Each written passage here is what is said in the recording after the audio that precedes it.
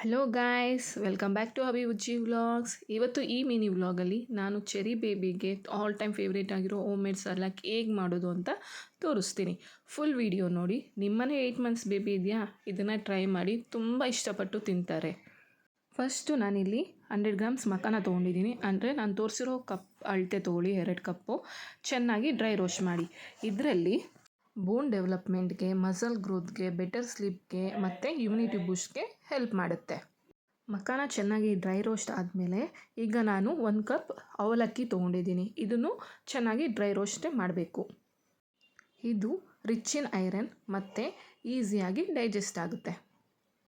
ಮತ್ತು ಈ home made ಸರ್ಲ್ಯಾಕ್ನ ನೀವು 8 ಮಂತ್ಸ್ ಬೇಬಿಗೆ ಸ್ಟಾರ್ಟ್ ಮಾಡಿ ಡೈಲಿ 1 ಟೈಮ್ ಕೊಡ್ತಾ ಬನ್ನಿ. ಇದು ನಿಮ್ಮ ಮಕ್ಕಳಿಗೆ ವೆಯ್ಟ್ ಗೇನ್ಗೆ ತುಂಬ ಹೆಲ್ಪ್ ಮಾಡುತ್ತೆ.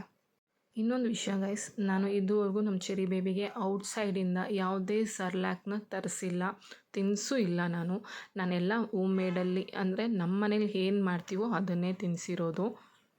ಅವಲಕ್ಕಿನ ಚೆನ್ನಾಗಿ ಡ್ರೈ ರೋಸ್ಟ್ ಆದಮೇಲೆ ಇಲ್ಲಿ ನಾನು ಮತ್ತೆ 1 ಕಪ್ ಓಟ್ಸ್ನ ತೊಗೊತಾ ಇದ್ದೀನಿ. ಇದನ್ನು ಚೆನ್ನಾಗಿ ಡ್ರೈ ರೋಸ್ಟ್ ಮಾಡ್ಕೊಬೇಕು.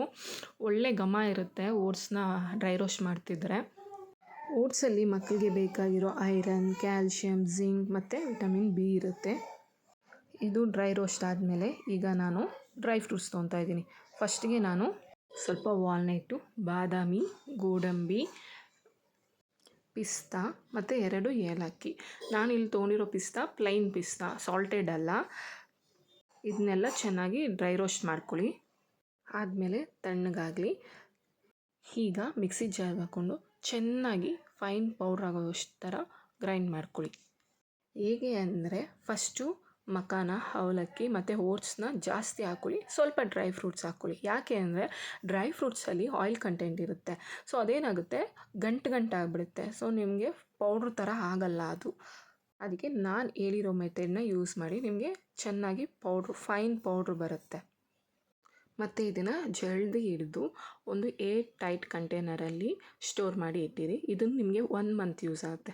ಸೊ ಗೈಸ್, ಈ ವಿಡಿಯೋ ಇಷ್ಟ ಆಗಿದೆ ಲೈಕ್ ಮಾಡಿ, ಕಮೆಂಟ್ ಮಾಡಿ ಮತ್ತು ನನ್ನ ಚಾನಲ್ಗೆ ಸಬ್ಸ್ಕ್ರೈಬ್ ಮಾಡ್ಕೊಳ್ಳಿ. ಎಲ್ಲರಿಗೂ ಶೇರ್ ಮಾಡಿ. Bye guys.